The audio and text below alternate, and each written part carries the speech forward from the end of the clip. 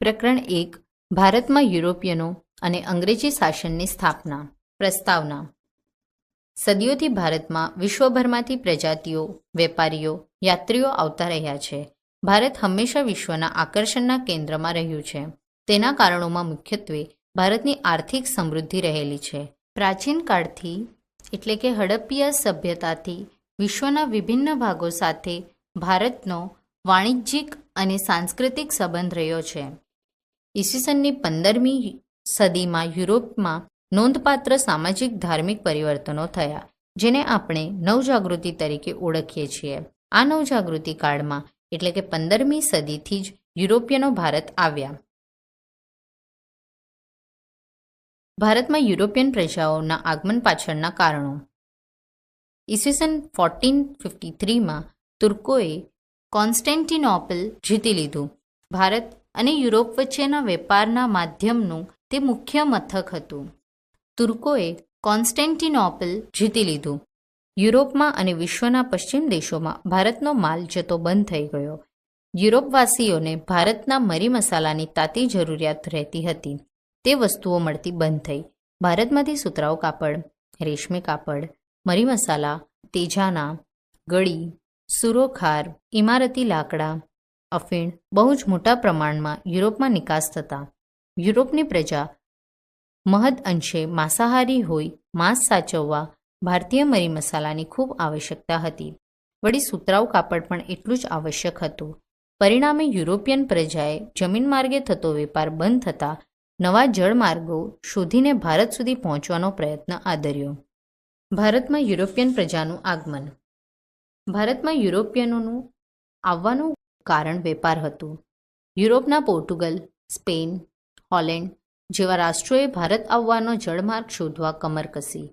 પોર્ટુગલનો નાવિક Vasco દી gamma ઈસવીસન 1498માં કાલિકટ ખાતે આવી પહોંચ્યો અને ભારતમાં યુરોપિયન પ્રજાનું આગમન શરૂ થયું. તેણે પોર્ટુગલથી આફ્રિકા અને આફ્રિકાથી ભારત આવવાનો નવો જળમાર્ગ શોધી કાઢ્યો. પોર્ટુગીઝો એટલે કે ફિરંગી. ઈસવીસન 1498માં વાસ્કો દ ગામા કાલિકટ આવ્યો ત્યારે કાલિકટમાં રાજા સામુદ્રિક એટલે કે ઝામોરીન રાજ્ય કરતો હતો. તેણે પોર્ટુગીઝોને મરી મસાલાનો વેપાર કરવાની સંમતિ આપી. પોર્ટુગીઝોએ પોતાનું સ્થાન મજબૂત કરવા અને સુરક્ષા મેળવવા ઈસવીસન 1503માં કોચીન અને ઈસવીસન 1505માં કન્નરુમાં કિલ્લા બાંધ્યા. ઈસવીસન 1505માં પોર્ટુગલે પોતાના વાઇસરોય ફ્રાન્સિસ્કો ડી અલ્મેડાને ભારતમાં પોર્ટુગીઝ રાજ્યની સ્થાપના કરવા મોકલ્યો. તેના પછી આવેલ વાઇસરોય અલ્ફાન્સો ડી આલ્બુકર્કે ગોવા સહિત કેટલાક બંદરો જીતી લઈ ભારતમાં પોર્ટુગીઝ રાજ્યની સ્થાપના કરી દીધી. ઈસવીસન 1530માં ગોવા તેમની રાજધાની બની. પછી વસઈ ઈસવીસન 1534માં, દીવ ઈસવીસન 1535માં અને દમણ ઈસવીસન 1559માં જીતી લઈ તેમણે હિન્દ મહાસાગરમાં પોતાની આણ વર્તાવવી શરૂ કરી. પોર્ટુગીઝોએ અહમદનગર, કાલિકટ અને બીજાપુરના સુલતાનોને હરાવ્યા. તેઓ ભારતમાંથી મરી મસાલા યુરોપમાં લઈ જતા અને ત્યાંથી મધ્ય એશિયા થઈને ઘોડાનો ભારતમાં બહુ મોટો વેપાર કરતા હતા. તેમ તેઓ સાગરના સ્વામી ગણાતા હતા. એનો અર્થ એ થયો કે તેમના સિવાય કોઈપણ ભારતીયે દરિયાઈ માર્ગે વેપાર કરવો હોય તો પોર્ટુગીઝોની પરવાનગી લેવી પડતી. તેઓ સમુદ્રમાં મોટા પાયે ચાંચિયાગીરી કરી લૂંટ પણ કરતા.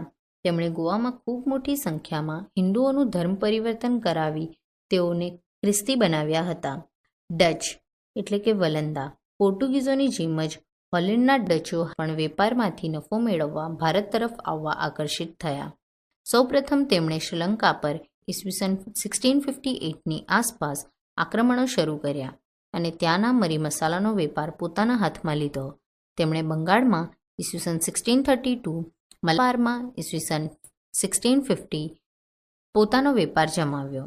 તેમણે ગોલકોંડાના શાસક પાસેથી ફરમાન મેળવી મછલીપટ્ટનમ એટલે કે મછલીપટ્ટનમમાં પોતાનું સ્થાન જમાવ્યું. યુરોપમાં ઈસવીસન 1650 પછી સમયાંતરે ઇંગ્લેન્ડ અને હોલેન્ડ એટલે કે ડચ વચ્ચે મોટા યુદ્ધો થયા. ત્યાં ડચો હાર્યા. તેને પરિણામે ભારતમાં પણ તેમનો વ્યાપારિક એકાધિકાર નાબૂદ થયો. ડેનિશ પ્રજા. ડચ ઉપરાંત ડેનમાર્કની ડેનિશ પ્રજા પણ ભારતમાં આવી હતી. તેમણે બંગાળના શ્રીરામપુરમાં કોઠીની સ્થાપના કરી હતી, પરંતુ અહીંથી તે આગળ વધી શક્યા નહીં. અંગ્રેજો. ઈસવીસન 1600માં ઇંગ્લેન્ડમાં ઈસ્ટ ઇન્ડિયા કંપનીની સ્થાપના કરવામાં આવી, જેનો હેતુ પૂર્વના રાષ્ટ્રો સાથે વેપાર કરવાનો હતો અને તેમાં એકાધિકાર સ્થાપવાનો હતો. ઈસવીસન 1613માં અંગ્રેજોએ જહાંગીર પાસેથી ફરમાન લઈ સુરત ખાતે પોતાની પ્રથમ કોઠી સ્થાપી. ટોમસ રો નામના અંગ્રેજના પ્રયત્નોથી તેમણે જહાંગીર પાસેથી ભારતમાં વેપાર કરવાની સ્વીકૃતિ મેળવી. બાલાસોર. ઈસવીસન 1633માં પણ તેમણે વેપારી કંપની શરૂ કરી અને ઈસવીસન 1651માં હુગલી નદીના કિનારે વેપારી કોઠીની સ્થાપના કરી. તેને ફેક્ટરી કહેવામાં આવતી હતી. ફેક્ટરીમાં ગોદામ એટલે કે વેરહાઉસ હતું, જેમાં કંપનીના અધિકારીઓ બેસતા. નિકાસ કરવા માટેનો માલ સામાન પણ અહીં રાખવામાં આવતો. ઈસવીસન 1639માં ફ્રાન્સિસ નામના અધિકારીએ ચંદ્રગિરીના રાજા પાસેથી મદ્રાસ એટલે કે ચેન્નાઈને પટ્ટે લઈ ફોર્ટ સેન્ટ જ્યોર્જ નામની કોઠી સ્થાપી. અંગ્રેજોએ પટણા કાસિમ બજારની વેપારી કોઠીઓ સ્થાપી તેને ફોર્ટ સેન્ટ જ્યોર્જના નિયંત્રણમાં મૂકી. અંગ્રેજોને ઈસવીસન 1698માં સૂતનદી, કાલીઘાટ અને ગોવિંદપુર નામના 3 ગામોની જમીનદારી મળી. અહીંયા તેમણે કિલ્લેબંધીવાળી નવી વસાહત ઊભી કરી, જેને ફોર્ટ વિલિયમ કહેવામાં આવતી. તે આજે કોલકાતા તરીકે ઓળખાય છે. ફ્રેન્ચો. ઈસવીસન 1664માં ફ્રેન્ચ ઈસ્ટ ઇન્ડિયા કંપનીની સ્થાપના થઈ. ઈસવીસન 1668માં સુરતમાં તેમણે પ્રથમ કોઠી સ્થાપી. તેમનું મુખ્ય મથક મછલીપટ્ટનમ રહ્યું હતું. તેમણે ઈસવીસન 1673માં પોંડિચેરીની સ્થાપના કરી. યુરોપમાં ડચ અને ફ્રેન્ચ વચ્ચે લડાતા યુદ્ધોની અસર ભારત પર પણ પડી. અંગ્રેજોએ ડચોને ફ્રેન્ચો વિરુદ્ધ સમર્થન આપતા ફ્રેન્ચો ભારતમાં પાછા પડ્યા. તેમણે ઈસવીસન 1739માં કારીકલ પર અંકુશ સ્થાપી દક્ષિણમાં મોટા પાયે વેપારી પ્રવૃત્તિઓ શરૂ કરી. પરંતુ દક્ષિણમાં એકાધિકાર સ્થાપવાના મુદ્દે ફ્રેન્ચોને અંગ્રેજો સાથે કર્ણાટક વિગ્રહો થયા, જેમાં તેમની હાર થતાં ફ્રેન્ચો ઈસવીસન 1761માં પોંડિચેરીને બાદ કરતા ભારતમાંથી સત્તાવિહીન થયા. પોંડિચેરીમાં પણ તેઓને કિલ્લેબંધી કરવાની મનાઈ હતી. બંગાળમાં અંગ્રેજો. વેપારીથી સંસ્થાન તરફ. અંગ્રેજોએ બંગાળમાં પોતાની પ્રથમ કોઠી ઈસવીસન 1651માં સ્થાપી. ઈસવીસન 1717માં સમ્રાટ ફરુખશીયરે તેમને બંગાળ, બિહાર અને ઓડિશામાં મુક્ત વ્યાપાર કરવાની મંજૂરી આપી અને કલકત્તાની આસપાસના અન્ય ક્ષેત્રો પણ ભાડે લેવા અનુમતિ આપી. ઈસવીસન 1740 પછી અંગ્રેજોએ પોતાની કોઠી એટલે કે ફોર્ટ વિલિયમને કિલ્લેબંધી કરતા બંગાળના નવાબ સિરાજ ઉદ દૌલા સાથે તેમના સંબંધો કટુતાપૂર્ણ બન્યા. સિરાજ ઉદ દૌલાએ 15 જૂન 1756ના રોજ ફોર્ટ વિલિયમ પર આક્રમણ કરી અંગ્રેજોને હરાવ્યા. પ્લાસીનું યુદ્ધ. કલકત્તામાં અંગ્રેજોની હારના સમાચાર મદ્રાસ એટલે કે ચેન્નઈ પહોંચ્યા. અંગ્રેજોએ બહુ ઝડપથી ક્લાઇવના નેતૃત્વ નીચે એક સેનાને કલકત્તા મોકલી આપી. નવાબના વિશ્વાસુ માણેકચંદે લાંચ લઈને કલકત્તા અંગ્રેજોને સોંપી દીધું. અંગ્રેજોએ હવે કૂટનીતિનો આશરો લીધો, જેમાં લાંચ મુખ્ય હતી. તેણે નવાબના મુખ્ય સેનાપતિ મીર જાફરને નવાબ બનાવવાનું વચન આપી તેનો ટેકો મેળવ્યો. સાથે સાથે બંગાળના મોટા શાહુકારો જગત શેઠ, રાયદુર્લભ અને અમીનચંદને પણ પોતાની તરફેણમાં કરી લીધા. માર્ચ 1757માં ફ્રેન્ચ વસાહત પર અંગ્રેજોએ આક્રમણ કરી નવાબના સાર્વભૌમત્વને પડકાર કર્યું.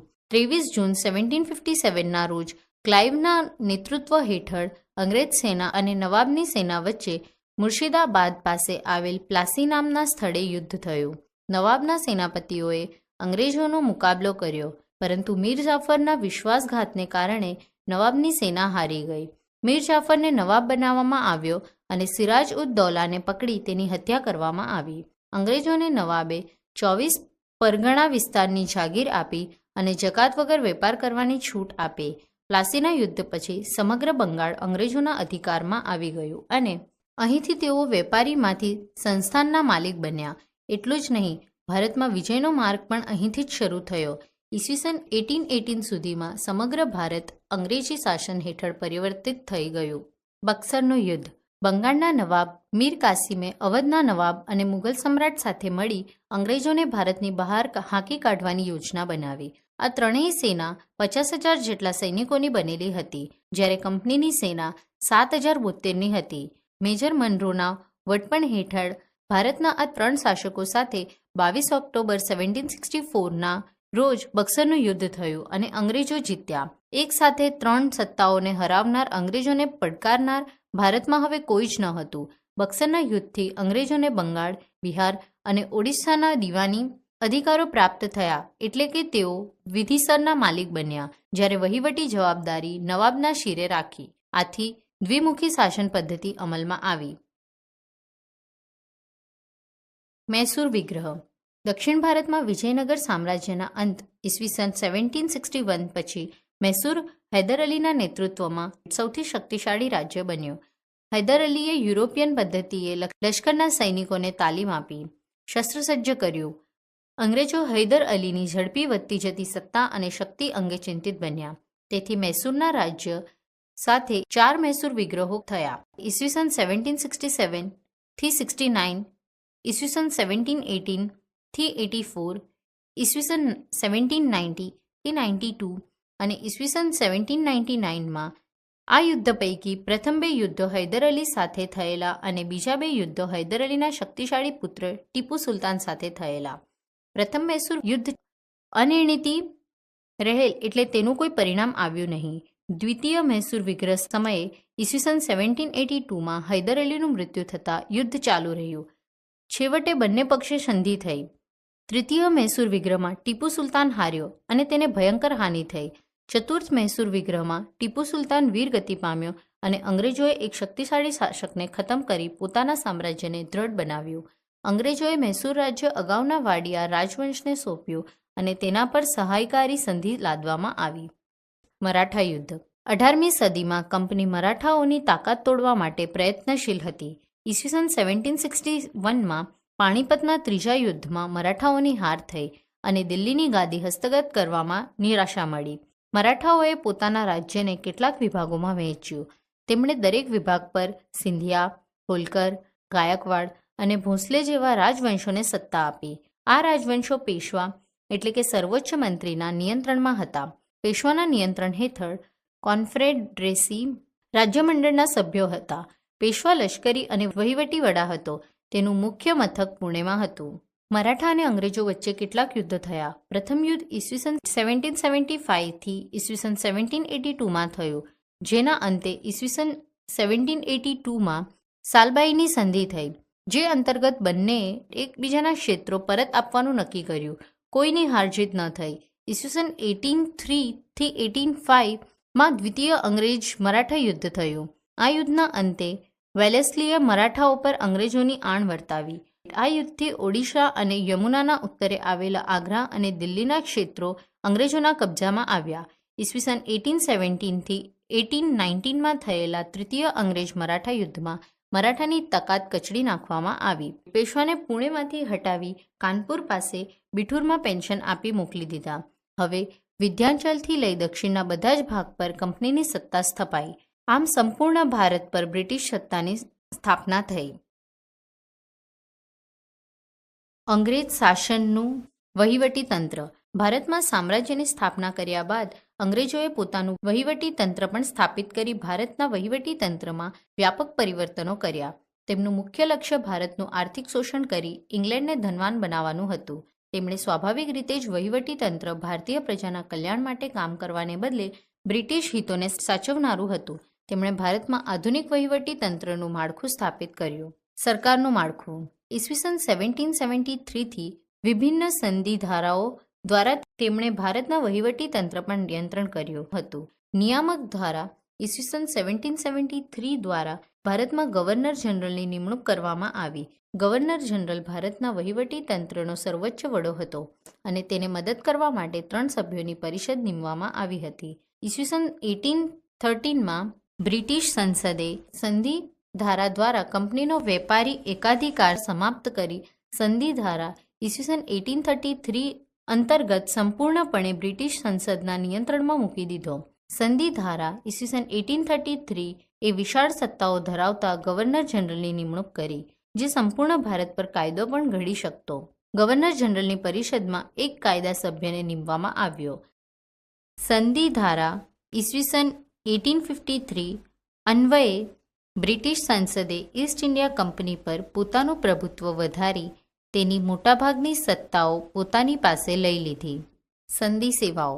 ગવર્નર જનરલ કોર્નવોલિસે ભારતમાં સંધિ સેવાઓ શરૂ કરી. તેમણે કંપનીના કર્મચારીઓને વેપાર કરવા પર પ્રતિબંધ મૂકી, ભ્રષ્ટાચાર વિરુદ્ધ નિયંત્રણો મૂક્યા, મહેસૂલ તંત્ર અને ન્યાયતંત્રને જુદા કર્યા, કલેક્ટરને સવેતન વ્યવસ્થિત સેવાઓ સોંપવામાં આવી. વેલેસ્લીએ ભારતીય સંધિ સેવામાં બ્રિટનથી આવતા અધિકારીઓ માટે એક તાલીમ સંસ્થાની સ્થાપના કરી, જે કલકત્તામાં ફોર્ટ વિલિયમ કોલેજ તરીકે ઓળખાય છે. આ પહેલાં મોટાભાગની નિમણૂક ઈસ્ટ ઇન્ડિયા કંપનીના નિયામક મંડળ દ્વારા થતી હતી. ડેલહાઉસીના સમયમાં બ્રિટિશ સંસદે ઈસવીસન 1853ના સંધિ ધારા અન્વયે સંધિ સેવાઓમાં પ્રવેશ મેળવવા સ્પર્ધાત્મક પરીક્ષાઓ શરૂ કરવા હિમાયત કરી. પછીથી ભારતીયો પણ આવી સંધિ સેવામાં સ્પર્ધાત્મક પરીક્ષા આપી અને જોડાઈ શકે તેવા નિયમો કરવામાં આવ્યા. અંગ્રેજોએ ઈસવીસન 1850 સુધી ઉચ્ચ વહીવટી, નાગરિક સેવાઓ, સેના, પોલીસ અને ન્યાયતંત્ર જેવા મહત્વપૂર્ણ વિભાગોમાં ઉચ્ચ હોદ્દા પર માત્ર અંગ્રેજ અધિકારીઓની જ નિમણૂક કરી હતી. માત્ર સામાન્ય હોદ્દાઓ અને ઓછા પગારવાળી નોકરીઓ જેમ કે ક્લાર્ક અને સૈનિક જેવી નોકરીઓ પર ભારતીયોને નીમવામાં આવતા. લશ્કર. ભારતમાં બ્રિટિશ શાસન વિશિષ્ટ લશ્કરી નીતિને કારણે અસ્તિત્વમાં આવ્યું હતું. તેનું લક્ષ્ય ભારત જીતવાનું તેમજ ભારતના આંતરિક વિદ્રોહોને દબાવવાનું અને બ્રિટિશ સામ્રાજ્યનો વિકાસ કરવાનું હતું. તેમાં એ સફળ નીવડ્યા હતા. કંપનીની સેનામાં અનેક ભારતીયો સૈનિકો તરીકે જોડાયા. અંગ્રેજો જ માત્ર ઉચ્ચ અધિકારીઓ બની શકતા. ભારતીય લશ્કરમાં સુબેદારથી ઊંચો હોદ્દો ધરાવી શકતા નહીં. સૈનિકોને નિયમિતપણે માસિક પગાર મળતો. પોલીસ.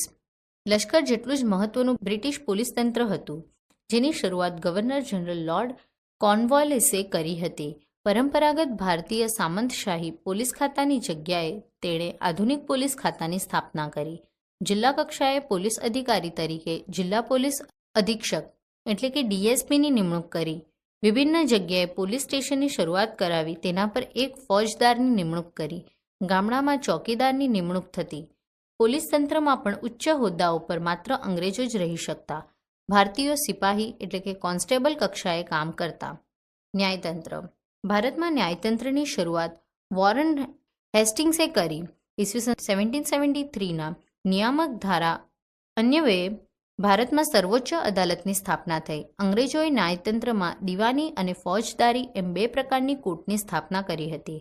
કોર્નવોલિસે ન્યાય વ્યવસ્થામાં ખાસ્સા પરિવર્તનો કર્યા. તેણે 4 પ્રાંતીય અદાલતો શરૂ કરી, તેમજ દરેક જિલ્લામાં જિલ્લા ન્યાયાધીશના વડપણ હેઠળ દિવાની અદાલતની સ્થાપના કરી. જિલ્લા અદાલતો ઉપર સદર દિવાની અદાલતો સ્થપાઈ, જ્યારે જિલ્લાના ન્યાયાલય નીચે રજિસ્ટ્રારની અદાલતો અને તેની તાલુકા અદાલતો સ્થપાઈ. ન્યાયાધીશોને મુનસફ અને અમીન તરીકે ઓળખવામાં આવતા, જેઓ ભારતીય ન્યાયાધીશ હતા. જો કે ભારતીય ન્યાયાધીશોની નિમ્ન સ્તરે નિમણૂક કરવામાં આવતી. તેણે તમામ માટે સમાન કાયદાની જોગવાઈ કરી. હિન્દુ અને મુસ્લિમ કાયદાઓને બદલે અંગ્રેજી કાયદા લાગુ કર્યા. વિલિયમ બેન્ટિકે સૌપ્રથમ વખત ભારતીયોને ન્યાયતંત્રમાં ઉચ્ચ હોદ્દાઓ પર મૂકવાની શરૂઆત કરી. કલકત્તા, મદ્રાસ અને મુંબઈમાં હાઈકોર્ટની સ્થાપના કરવામાં આવી. કાયદાઓ સ્પષ્ટ લેખિત સ્વરૂપે અમલમાં મૂકીને ઈસવીસન 1833માં આધુનિક કાયદાની શરૂઆત કરવામાં આવી. બ્રિટિશ સરકારે આ રીતે ભારતમાં કાયદાના શાસનની સ્થાપના કરી. સૌને માટે એક સમાન કાયદાની નીતિ અપનાવી. અંગ્રેજોના કાયદામાં જ્ઞાતિ, ધર્મ કે વર્ગના આધારે કોઈ ભેદભાવ ન હતો. સામાન્ય લોકો માટે પણ ન્યાયાલયના દરવાજા ખોલી નાખવામાં આવ્યા હતા. આપણે બ્રિટિશ વહીવટી તંત્રને આધુનિક વહીવટી તંત્ર કહી શકીએ, પરંતુ તેનો ઉદ્દેશ્ય ભારતમાં બ્રિટિશ સામ્રાજ્યને મજબૂત બનાવવાનો હતો. એટલે ભારતીયો આ વહીવટી તંત્રનો પૂરતો લાભ લઈ શક્યા નહીં. અંગ્રેજોએ નિરંકુશ રીતે ભારતીયો વિરુદ્ધ આ કાયદાઓ દ્વારા વ્યવહાર કર્યો હતો. એટલે બ્રિટિશ શાસનથી ભારતમાં એક અવિશ્વાસનું વાતાવરણ ઊભું થયું. પ્રબુદ્ધ ભારતીયોએ તેનો વિરોધ કર્યો. મહાત્મા ગાંધીજીએ લખ્યું છે કે ભારતની પ્રજા માટે વિદેશી શાસન અને વિદેશી કાયદો એ બંને અસ્વીકાર્ય છે, કારણ કે તેનાથી ભારતીય જનતાની સુખાકારીને બદલે બ્રિટિશ સ્વાર્થની પૂર્તિ થાય છે.